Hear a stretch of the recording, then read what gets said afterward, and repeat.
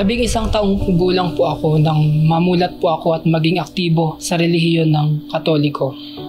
Sa murang edad, naging laman po ako ng simbahan kahit hindi ko po kasama ang aking mga magulang.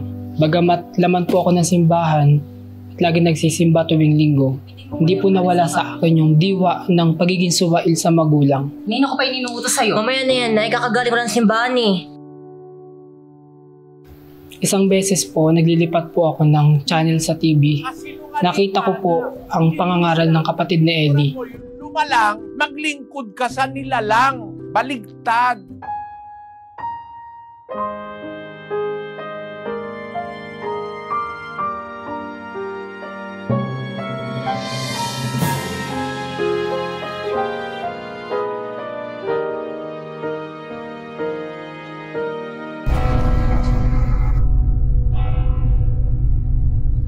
Labing-isang taong gulang po ako nang mamulat po ako at maging aktibo sa relihiyon ng Katoliko.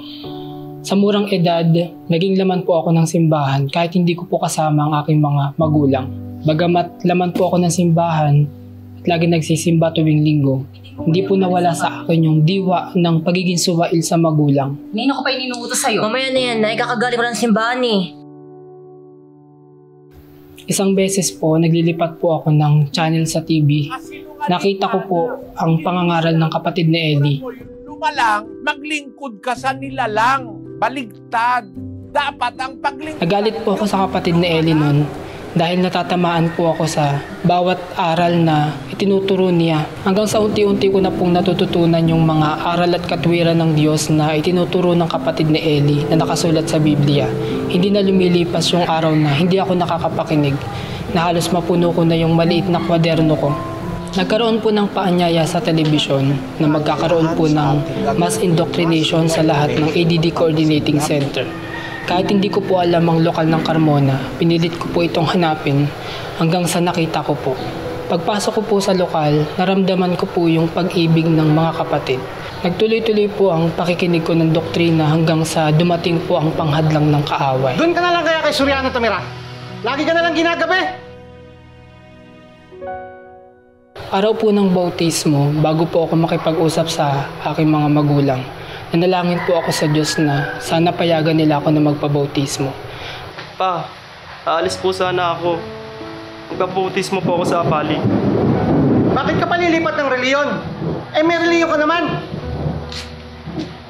Saktan po ako noong mga panahon na yun. Umiiyak po ako ng mga sandali na yun. Ilang sandali po, lumapit po ang aking ama at nagsabi sa akin. Kumasay ka ba? Kailangan po tayo. Naramdaman ko po yung lingap ng Diyos na tinugon po niya yung aking mga panalangin ng sandaling yun. May 22, 2015, natanggap ko po sa awa ng Diyos yung banal na bautismo. 5 buwan po ako sa iglesia nang mapagkalooban po ako ng Diyos ng isang tungkulin bilang isang mga awit.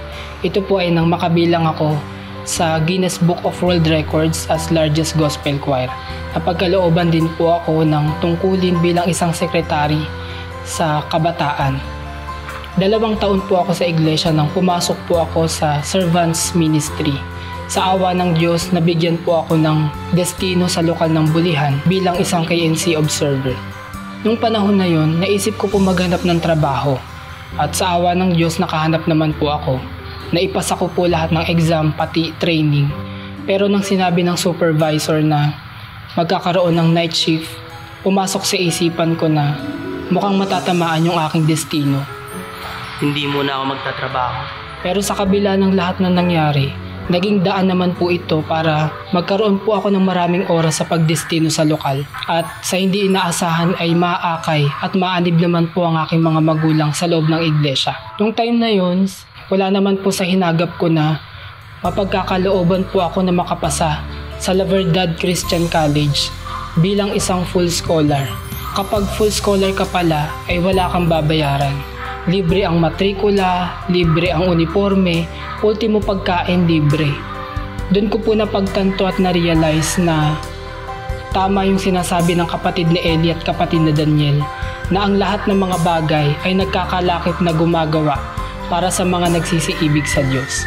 Sa aking pagsusumikap sa awa ng Diyos, napabilang po ako sa Dean's Lister ng eskwelahan. Sa ngayon, awa ng Diyos, masigla pong nakakadalo at nakakapaglingkod ng aking mga magulang sa Panginoon. Kabilang na rin po ang aking mga kapatid sa laman na naanib na rin po sa iglesia.